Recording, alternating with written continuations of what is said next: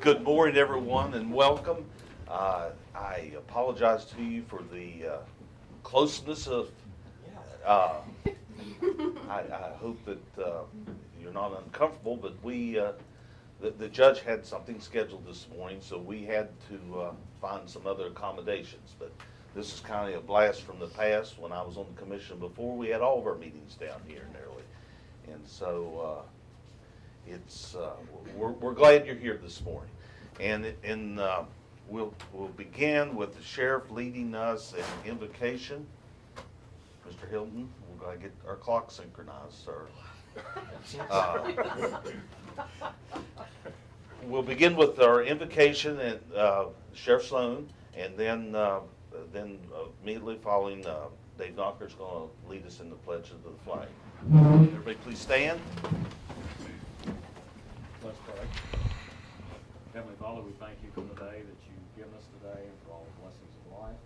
As we've assembled here to conduct the business of the county, we ask that you might provide guidance, direction. Let everything that's done and said here today would be with decency and order. We just ask that you would guide and direct throughout this day. Thank you for all that you provide us with. In Jesus' name we pray. Amen. Place the flag, please. I pledge allegiance to the flag of the United States of America and to the republic for which it stands, one nation, under God, indivisible, with liberty and justice for all. Thank you, Sheriff, and thank you, Mr. Knocker. Again, welcome you to the July 10th regular meeting of the Greenbrier County Commission. First item is to approve the minutes of the June 26th meeting. Commissioners had an opportunity to read this. Didn't know that we were getting two copies of this thing. One is a blowed up copy for us old guys, and then the county clerk has a regular size copy. I move that we approve the minutes for the June 26th meeting as presented by our clerk. It's been moved. Is there any discussion? All in favor signify by saying aye. Aye. Aye. Motion carries. Settlements of estates. Ms. Joni Hare, our fiduciary supervisor. I'm presenting the following estates for final settlement: Charles Winford Baker, Melvin H. Cruikshanks, Carl Dexter Cunningham, Glenn Forrest Holt, Kathleen Burke Morgan, Samuel Ivan Morgan, Nelson Lee Munsey, Francis DeSalle Nooner, Benjamin Durwood Tincher, Claudius N. Wilcher Jr., all as well. Okay. Motion? I'll move that we approve the final settlements of estates as presented. Any discussion? All in favor signify by saying aye. Aye. Aye. Motion carries. Exonerations, county splits, consolidations. I have those in front of me from our assessor, Mr. Joe Darnell. I would move that we approve these as presented. Any discussion? All in favor signify by saying aye. Aye. Aye. Motion carries. We have the following arts and rec transfer from savings to checking. Western Greenbrier Little League, $1,553.50. That's for 17-18 field supplies. Town of Quinwood, $1,400. That's for 17-18 kids club programming. Greenbrier 4-H Air Rifle Association, $388.06. That's for 17-18 supplies. Energy Express, $1,529.26. That's for 17-18 programming. Quinwood Concerned Citizens, $1,773.24. That's for 17-18 library flooring. Ronsford River Festival, $10,000. That's for 18-19 festival entertainment. Greenbrier Valley Disc Golf, $3,112. That's for 18-19 equipment. Arts and Rec Director, $75. That's for cell phone, for a total of $19,831.06 from savings to checking. I move we take $19,831.06 from savings to checking to pay these arts and rec bills. Any discussion? All those in favor signify by saying aye. Aye. Aye. Motion carries. We have several budget revisions. The first set is to clear up the end of the fiscal year 2017-18. We're going to increase 425, 215 for 300,000 from 001. Increase 424, 215 in the amount of $294,501.40 from 002. Increase 424, 215 in the amount of 300,000 from 001. Increase 401, 567 in the amount of $73,749.35 from 001. Increase 699, 223 in the amount of 500,000 from 001. Increase 424, 215 in the amount of 200,000 from 001. Increase 425, 215 in the amount of 300,000 from 001. And then I got 4 revisions from the sheriff's office. The first one is to increase law enforcement fringe benefits 70110 in the amount of $14,000. That's from the grant from Hollowell Foundation. The next one is to increase law enforcement automobile supplies 70343 in the amount of $187.50, and that's a refund from Coast to Coast Customs. One more. I guess that's all you. The next one is to increase law enforcement overtime 700-108 by $245, and that's a reimbursement from the Fairleigh Volunteer Fire Department. Okay, you've heard the budget revisions. Is there a motion? I'll move that we approve the budget revisions as presented and ask, I didn't try to write all those down, ask if you give us each a copy of those, Okay, please. yes. Any discussion? All in favor of the motion signify by saying aye. Aye. Motion carries. There is no line item transfers. Okay, we can bring the bills in here. Oops, they're in the folders. Well, it'll make any difference, Roy, that's okay. We have all reviewed the bills this morning, that's what we were doing in there, and I move that we pay the bills as presented. Any discussion? All in favor, signify by saying aye. Aye, motion carries. Public comment on agenda items. There's none. Okay. New business. Consider signing the supplemental agreement for the Meadow River Trail, the FEMA transfers it's referred to. Yes, sir. You have before you the 4 copies of the supplemental agreement, or should have them in front of you. They were received from the Highway Department last week.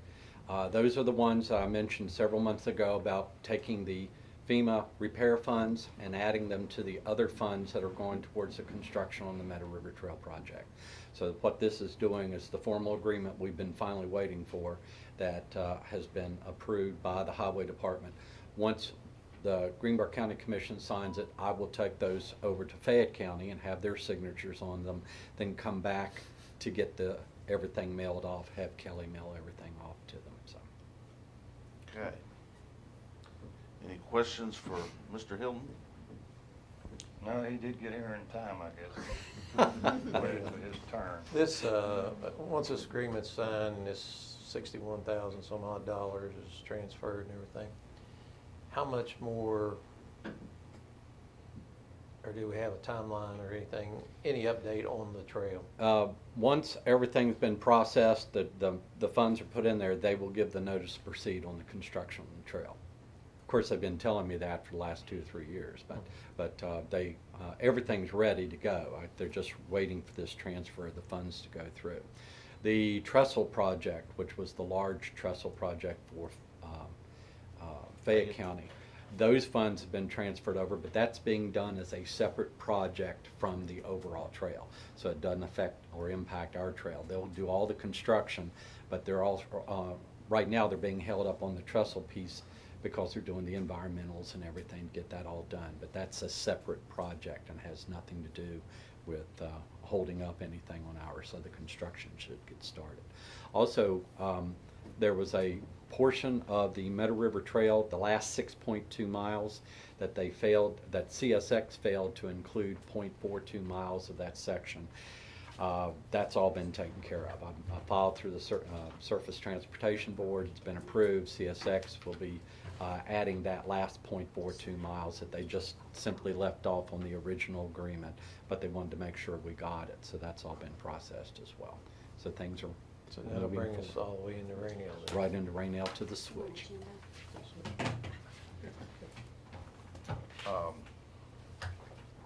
These FEMA funds, which the state road is well aware of, has a time on them, and certainly that should be the motivation to get something done right away. Exactly. They understand that we have a timeline for having to get funds expended, and they're like I said, all the planning, everything's ready to go. They're ready to put everything out for construction.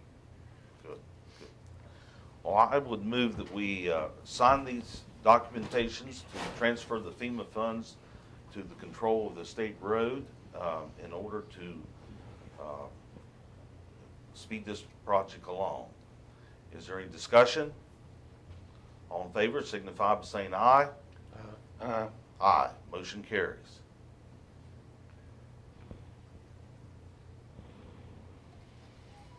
I'll sign this. You can stay a few minutes late. Make sure I sign the right. Make up for We'll the hold him late for coming in late. I used to do that. All right, next on the agenda is consider hiring a new deputy sheriff. Good morning. Good morning, Sheriff. Yeah, I'm presenting an applicant for employment to fill an existing vacancy, deputy sheriff vacancy within the sheriff's department. That applicant is Zachary Hudnall. He's currently a patrolman with the White Sulphur Springs Police Department. He's a certified officer, been through the State Police Academy, and he's ready to come to work. You're still stealing people. I wasn't going to say that. I was gonna let him go. I just wanted to. I knew it He was did gonna the happen. prayer for us. Once he started, he can't stop. Yeah. No, it's, You gotta do what you gotta do. it seems like that all the police departments are playing musical chairs right now. They, one young man that was over there, that had worked for me before he went over there, he went to the state troopers, and then now we're getting one of their guys, and City of Yeah. Lewisburg, and you were traded back and forth, so it's just kind of, Yeah, there's two more with White Sulphur. They're in the testing process for that accelerated state police class, so they may lose a couple more. yeah. Yeah. But I'm not involved with that. No. I just think it's, you know, it's, there's been a lot of musical chairs, and we got one from Monroe County, Yes. so, and he's a nice young man, I've known him since he was a kid, so. Yeah. Is his name Zachary? Okay.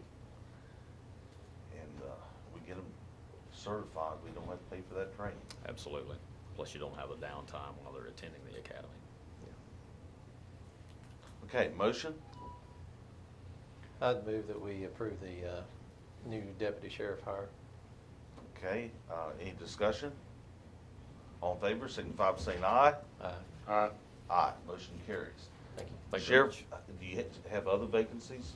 Are you about, where are you on staff? Still have two vacancies now. We had one, but Evan Schaefer, who was employed, who just returned from his deployment to Iraq, resigned last week. He's relocated to Kanawha County. He and his wife live across lanes, so he resigned last week. So now I have two vacancies. That'll put that in the public, will make these cities nervous, won't it? Now, we actually have an existing civil service list that we're hiring from now. Okay. All right, thank you, sir. Thank you.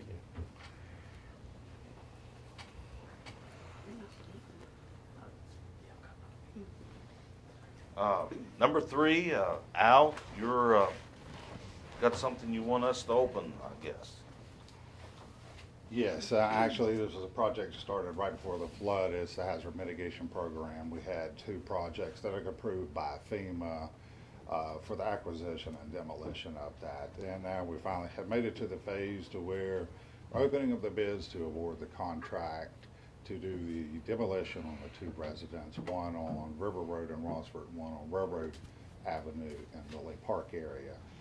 We had a pre-bid meeting, I believe it was June 27th, at my office. William Potter Contracting, LD Hannah and Son Excavating, Core Environmental, Lynch Construction, and Empire Salvage attended the meeting. All bids were due in by 4:30 yesterday, and we received 3 bids, and that was from Hannah and Son, Lynch Construction, and Empire Salvage. So at this time, I'd like to present it to the commission for the opening. Once you go over it and read it, then I'll do a finalization and make sure they have all required documents and so forth to make the determination who gets the contract. Okay. I'll reiterate that these are not flood related. These are projects that were started Prior to the flood, and probably got put on hold because of the flood. Well, there was a little bit of time taken up, and then the process, and when we finally gone through everything, it was last winter that all documentation, so we're going forth with it.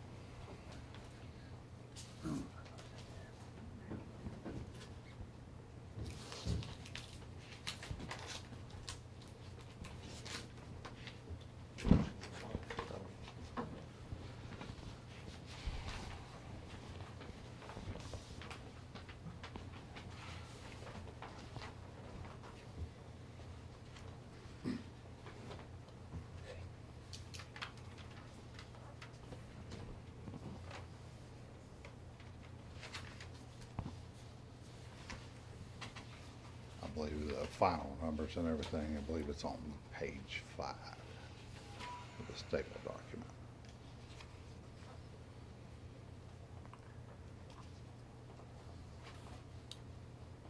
Okay. Don't we need this one? Yes, go ahead. Go ahead. And, This first one is from Empire Salvage and Recycling Incorporated. The Railroad Avenue, Rainelle, $17,800. River Road, Ronsford, $10,300. Total bid is $28,100. Okay, I've got the bid from LD Hannah and Sons Incorporated. Breakdown, they referred to it as the owners, I guess. Reynolds property in Ronsford was $6,913. The car property in Rainelle was $21,025, and the car property asbestos removal was $10,480 for a total bid of $38,418.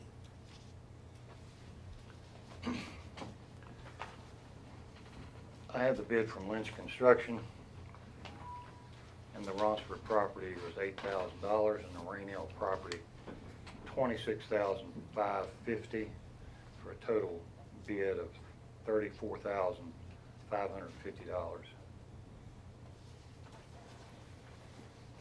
Yours apparently is low, but as Al said, he has to review and make sure that they all meet the criteria, everything's covered,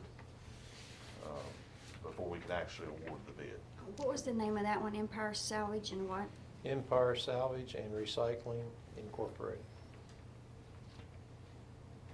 And that's their total bid, $28,100. In the reasonings, the Rainelle Lily Park one is so much higher is because there was massive amount of asbestos in that, so they have to do asbestos abatement on that one before they can actually do the demolition on it.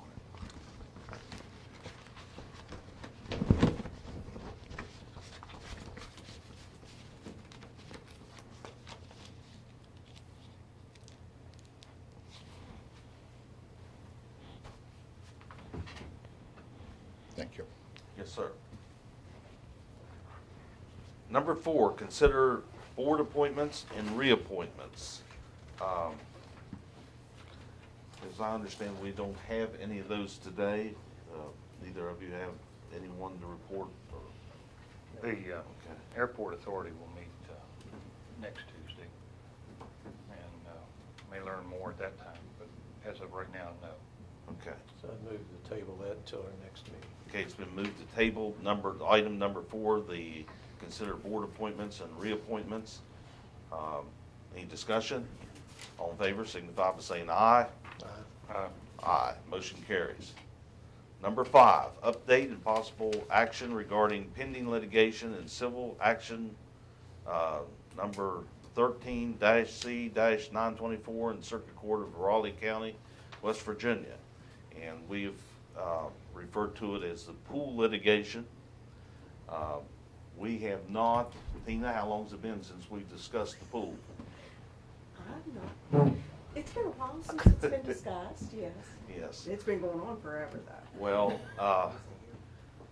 whenever I lost the election in May, I started looking around the things that we needed to get finished up and cleaned up before I go out of office. I would like to have a clean slate for Tammy to come into, and not be, even though she has to take on all the liabilities with the assets that I leave her, that was one that I would have liked to have taken off of the plate for her. But we have met with an attorney who is present with us this morning, and we're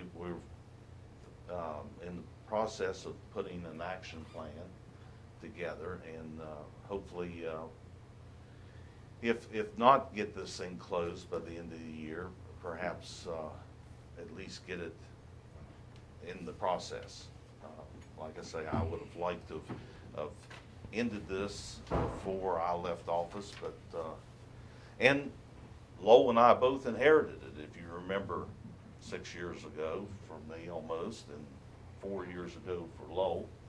We inherited this. Mike was opposed to it, but he was here. Yes, I was. And I guess I have to bow to your courage. I thought it was a can that deserved to be kicked a while, but we'll move forward. Do you have any comments you want to make? No, you said pretty much what we're doing is to try to, sometimes these things drag on forever and ever and ever. It doesn't do anybody any good. It's not doing the college any good. It's not doing us any good. We have things that we need to be working on mutually for the county and for the community, and we need to get this out of our way. So that's what we're looking at. So That's a good perspective. At this point, I would introduce our fellow we're considering hiring, Mr. Barry Bruce. Would you like to, we have sent him the information that we have to this point in this case, and I'm not sure whether he has or is ready to do some public comments at this time or not, but Mr. Bruce, I'll give you the floor. Just very briefly,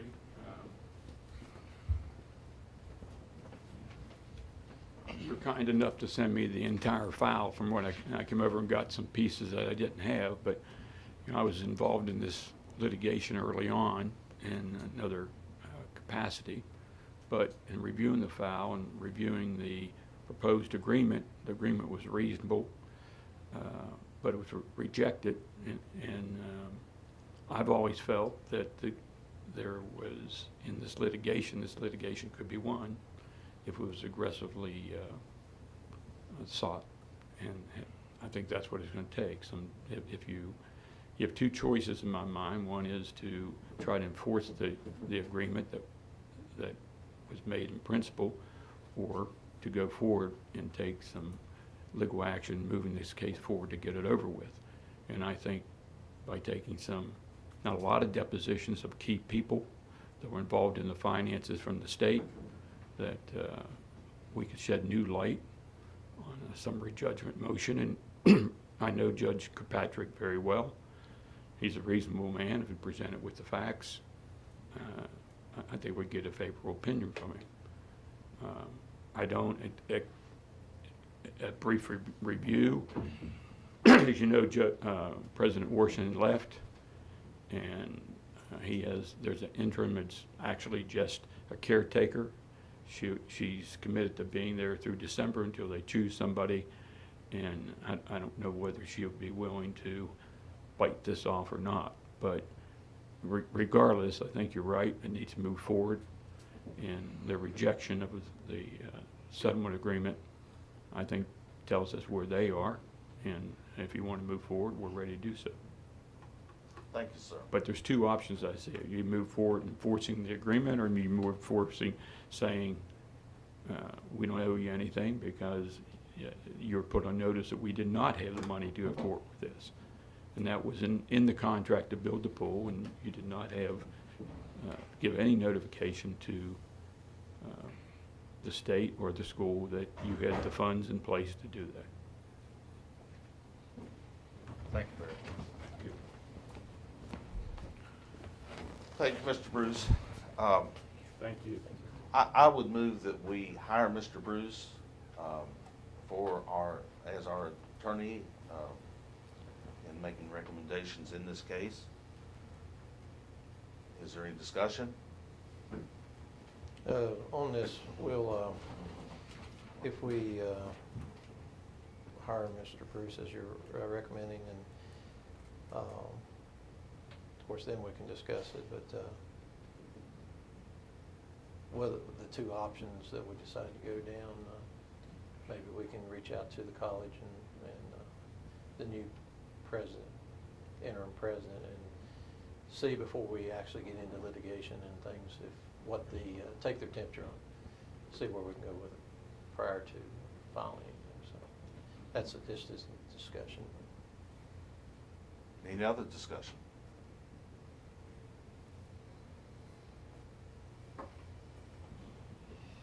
Seeing none, we'll proceed to vote. All those in favor of hiring Mr. Bruce and his legal team to represent us in this case known as 13-C-924 in the Circuit Court of Raleigh County, signify by saying aye. Aye. Aye. Motion carries. Thank you. We got you on the payroll now. We'll move forward at the meeting, and we'll move forward with discussing it further. Thank you. Thank you, sir.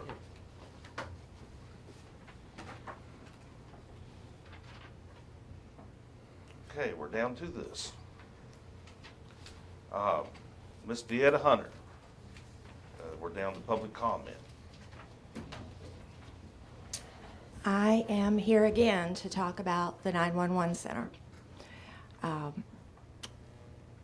I almost died in February, and when I appeared before you all before, I was headed for another surgery, and I've had that surgery, and now, thanks be to God, I am on my way to recovery. But things, I've always taken things very seriously, but since that time, things are even more serious to me. And to my dismay, I don't think anyone really took this in all seriousness as to what happened that day. No one came. And I still don't believe that the 911 center ever sent anybody. It was only because Tim went by and he called and then had his guys directed to come and help us. Somebody could have died that day, and I take full responsibility for running out of gas. But then there were almost 2 head-on collisions while we waited for 911. A young lady on the phone who did not know where Shoney's was. That's incomprehensible to me. And we have seen all over this country about 911 officers who made mistakes. We've also seen some wonderful 911 officers. I waited forever on the phone. I had to restate all the information the second time. The first person hadn't even written it down. And the second person, who was the supervisor, wasn't any better. Mr. Whitaker said that this had been taken care of.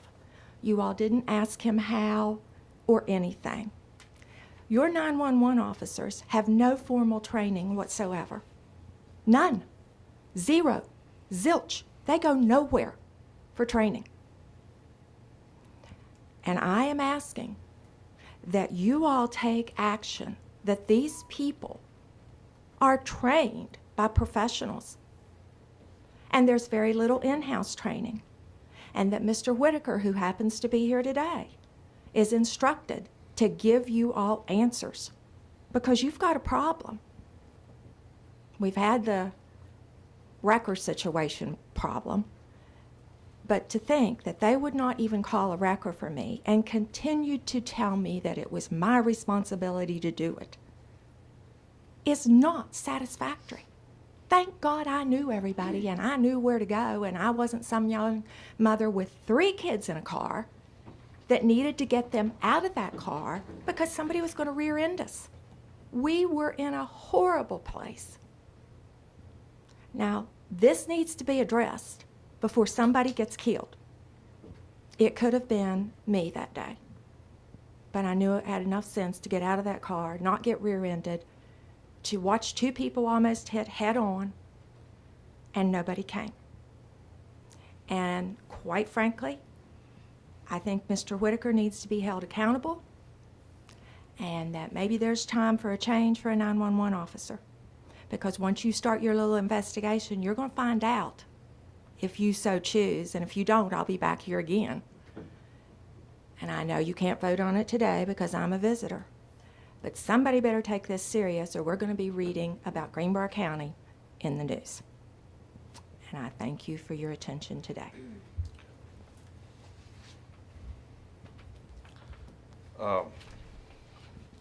Normally, we don't respond to public comments, but I'm a lame duck, so there's not a whole lot these fellows could do to me. First of all, I saw you face to face when you reported this, which I wasn't dressed like a county commissioner today, and I apologize for that. I came off the farm that day to sign a paper, and I apologized to her for the way I looked. But before I left here, John Tuckwiller never apologized to anybody for the way he looks, so you don't have to be. John's dead and gone. I don't want to say anything bad about John. But before I left here, I called Mr. Whitaker and I said, "Now I want you to. You gave me the times. I said I want you to review this tape. There's 2 sides to all stories. There always is. And I said I want you to review this tape and see if there's a problem." And he contacted me back and told me that there was, and I had him share that with us in the meeting, and he apologized, and he assured me that the problem was taken care of. In the 6 years that I've been, I've had 2 calls. Yours is face-to-face, wasn't a call, and I had a telephone call one time about a dispatcher. In the 5.5 years, I've had only 2 calls.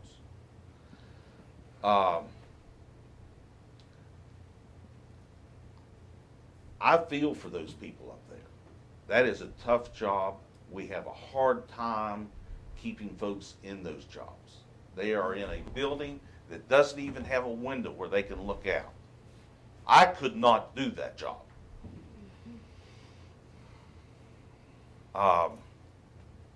But as far as your statement about training, Mr. Whitaker, I'm putting you on the spot. We didn't know this was going to happen. But would you mind coming to the microphone and tell the training that these dispatchers have to go through before they're turned loose at the microphone?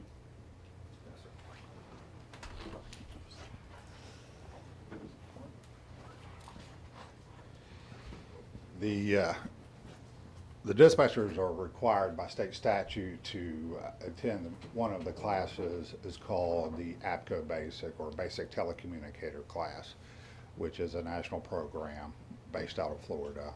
It's a 40-hour class. All telecommunicators have within 1 year from the date of hire to have that. Additionally, under state code, they're required to have emergency medical dispatching, which is also through a company called APCO, which is a national company, which the majority of all counties in the state use that. Additionally, on top of that, they are required, because we run teletype for law enforcement, they have to attend approximately 32-hour class at the West Virginia State Police Academy and that. So that is the 3 requirements, and then we base it on what their ability to move forward with on-the-job training with an assigned supervisor until we actually cut them loose on that. We know normally it's a minimum of 3 months that they're going to be working, because once they learn, and they sit for a little bit and just listen to calls, and they learn to take administrative calls, then 911, put him on the radio and so forth on that. So that is the training. We're required, and by the certification is every 2 years, all of them are recertified. They have to get so many continuing education hours. Some is they read articles and answer little test questions at the end of it. Some of them we have some in-service classes in with that. So they go through that, and additionally to that, they're required to have CPR. So they are taught CPR as well in that. So that's the pretty much the training. And whenever something new comes up, you know, we have them watch videos just to give ideas, OnStar type of things. We give them a video to watch with that. So, and various other things that come up that we do. Right now we're in the process of just got the training equipment. It's a national program. It's called Stop the Bleed. And with that, it was a study done by law enforcement and a physician up at the Sandy Hook shooting incident. They found out if someone could have got to the kids quick enough, stopped the bleeding and that. So that's a program that's going out to law enforcement, EMS. Actually, it's being introduced into the Board of Education, all schools this coming fall. But I also wanted the dispatchers to understand that program, so we'll be putting that through that as well. So they understand, because a large portion is this call 911, all the way through that. So we try to stay up to date, and you know, we have the in-service where the text to 911 capabilities and with that. So we try our best. Yes, we have been very short-handed, and trying to get people to come in. And right now, you know, I'm aware of potentially losing 2 more to law enforcement. And to that, you know, they're looking to advance to go into that. So that's where we're at, and that's the type of training we're doing. In addition to that, with a new hire, you also put them in a vehicle and drive them around the county and make sure that they are familiar with different areas. I do a drive with them all the way around, show them where the tower sites are at, the general vicinity of the tower sites, and we talk about which agencies primarily cover all the areas at it. And it takes a good 8 hours to travel the entire county. Do we have anybody up there that is a transplant in here from New York City or completely unfamiliar with this area? I'm very shocked at some of the people that we've hired, actually, if they're coming out of Monroe or the eastern part of the Greenbrier County. Some have never been to the western part of Greenbrier County. They know nothing about that. So we go there and try to visit with them, and vice versa. We've had people that live on the western end that don't know a whole lot. You know, when we get up into the Renwick, Frankfort area, Friars Hill, and Cordova, up 92 and all of that. So, you know, there's the place I've never been. But now, as far as the Shoney's, I asked that question. I don't care where you come from in Greenbrier County. Everybody ought to know where Shoney's is. Yes. But the response to that was, whereabouts at Shoney's? Were you in the parking lot? Were you on the side street, or were you on 219?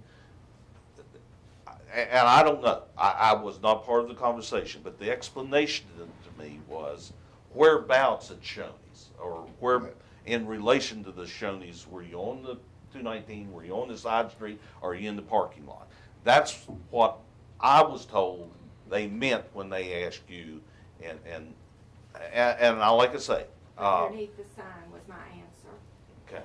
And, you know, at that point, I don't think it really mattered whether I was on 219 or whether I was on Coleman Avenue. I think some folks were upset at that point. The sign, and when she said that, I told you last time, I very much said to her, you are incompetent. And I think all of what he said was lovely, but it does not address the problem. Well, the average is 9 weeks before somebody's ever put on the telephone. And we still don't know what the in-house is. You have to know where Shoney's are. How long had that person been hired? How long had she been on the phone? And the supervisor was no better. And the span of time, if you look how long I talked to her, how long I was left on hold, and how long I was with the supervisor, still telling me that I need to take care of my own problem, is incomprehensible. I don't care what they were trained. They obviously didn't learn anything. Well, I didn't want the public to go away from here thinking there was no training. Well, We don't just take didn't someone work. right off the street and put them in there. I want to know how long, Woody, that lady had been hired before she was put on that telephone. And you all need to know that. And how long had that supervisor been working? And you need to look at the tape at the time frame and how long I waited in between, and then had to tell the second person the same thing over. We appreciate you bringing this to our attention. And obviously, as Al said at the last meeting, some mistakes were made. And hopefully those mistakes are addressed. I have been assured that they have been. And going forth from here, I am confident that Al's going to take care of this.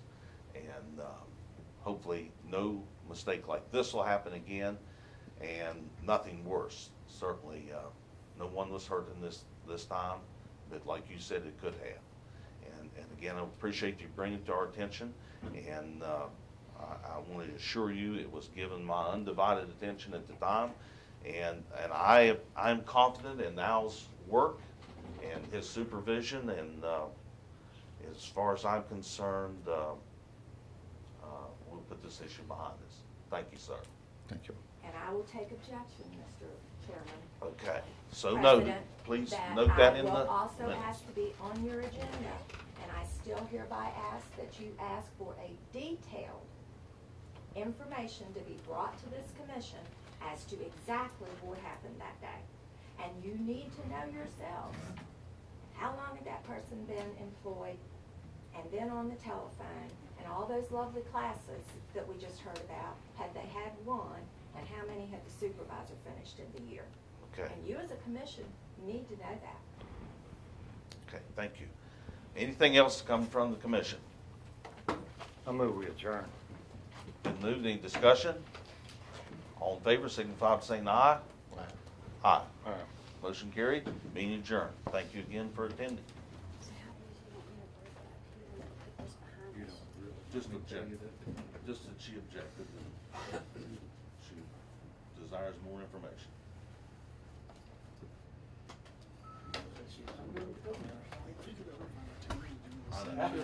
No, I agree with what you did, because she needs to be rebutted. I mean, Statements were made I don't on think, thread. I don't think any of her stuff should go on. Well, I don't mind. It's not part of the, it's not on the motion, it's not part of the business part of the meeting. Got you. Thanks,